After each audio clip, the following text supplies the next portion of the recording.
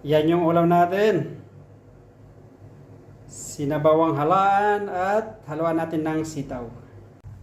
Yan, luto na yung ulam natin na sinabawang halaan at may sitaw. Ayos, pwede na. Pwede na tayong kumain. Halika kayo at samahan nyo akong kumain. Mga ka-OFW, ang lungkot. Ito na naman yung lagi ko sinasabi na ang hirap kumain mag-isa. Sa totoo lang, napakahirap, napakalungkot ang isang OFW. Have a good day everyone! Today is August 27, 2024. Day off natin at katatapos nating maglaba, kaya nagluluto na tayo. Ang ulam natin ay sinabawang halaan at haluan natin ng sitaw. Binigay na kasama ko sa trabaho. Dahil day off natin kanina, pawis tayo, lakad-lakad sa sisay. Pagka uwi, naglaba, ito na naman ay magluluto na tayo. Kasi bukas, trabaho na naman. So, nagpapakulo na rin ako. Yan na yung sabaw. Lagyan ko ng luya, sibuyas, at saka kamatis. So, tingnan natin kung pwede na natin ilagay itong alahan para makakain na tayo. Kasi around 11 in the morning na. Gutom na rin ako. Kumusta naman kayo mga kababayan, ka-OFW? Ako pala si Ronnie, isang OFW dito sa Bansang Kuwait. Pa-support naman ang channel ko. Like, share, and subscribe. Tingnan natin para ano natin kung kumukulo na. Gutom na rin talaga ako. Pwede nang ilagay ito. Tingnan natin kung ano, yung kulo. At saka, yun. Pwede na. So, ilalagay na natin itong halaan. Salamat kay Sarah. Kasama ko sa trabaho. Yan. Sarap. Yan natin kumulo. Takpan natin. At maya-mayan, pwede na yan. Ito na. Luto na yung halaan. At ilalagay na natin yung yung sitaw.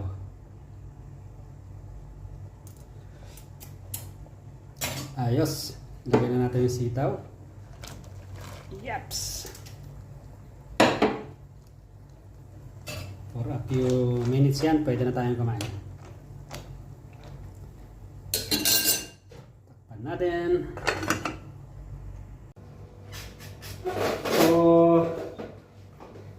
Tapos na, nakaluto na tayo. Kanina kahit samahan niyo akong kumain. Ito na yung sinabawang halaan. At hinaluan natin ng sitaw. Saka kanin. So, samahan niyo ako. Mga ka-OFW, ang lungkot. Ito na naman yung lagi ko sinasabi na ang hirap kumain mag-isa. Sa totoo lang, napakahirap, napakalungkot ang isang OFW. Kasi dito, kanya-kanya kami dito lahat sila nagsipasukan.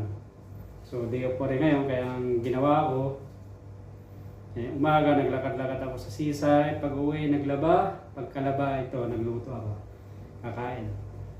Pagkatapos kumain, magpahinga, then kinabukasan, pasok na naman.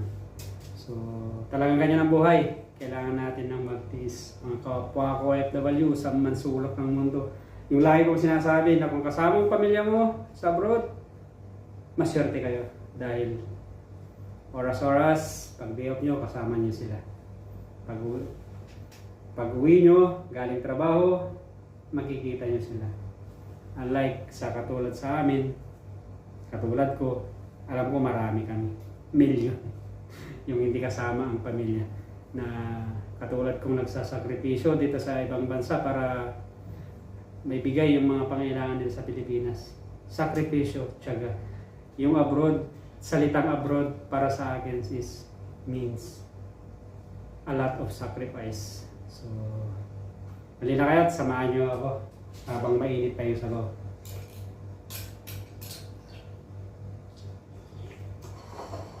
Ayos! Salamat kay kasama ko sa trabaho, kay Sarah. Alahan na binigay niya. Lagi akong binibigyan ng alahan. Kasi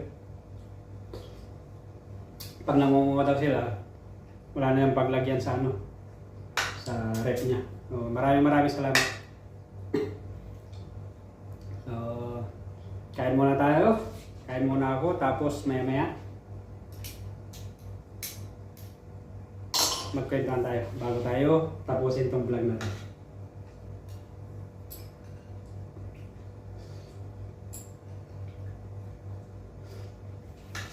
Ayos yung sabaw, manamis-namis.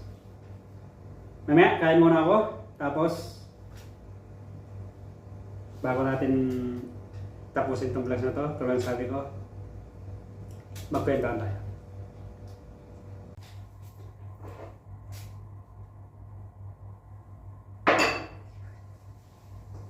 Yan, tapos na tayong kumain.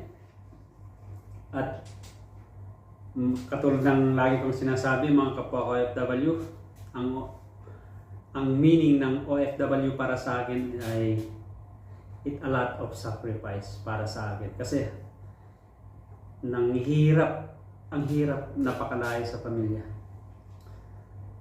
Kailangan mo talagang magtiis, magtiyaga, sakripisyo. So, sa mga katulad kong kapwa kong OFW na sa mampanig ng mundo, pa-comment below kung totoo yung sinasabi ko na ang hirap mapalay sa pamilya. So, maraming salamat sa iyong pagsama. Again, mga kapwa ko OFW sa masulok ng mundo, mga kababayan ko sa Pilipinas, isang maganda at mapagpalang araw sa inyong lahat. Sana ay lagi kayong nasa mabuting kalagayan. Again, ako pala si Ronnie, isang OFW dito sa bansang Kuwait. So, maraming salamat sa iyong pagsama. Kita-kits sa susunod kong mga videos. Have a nice and great day to all of you.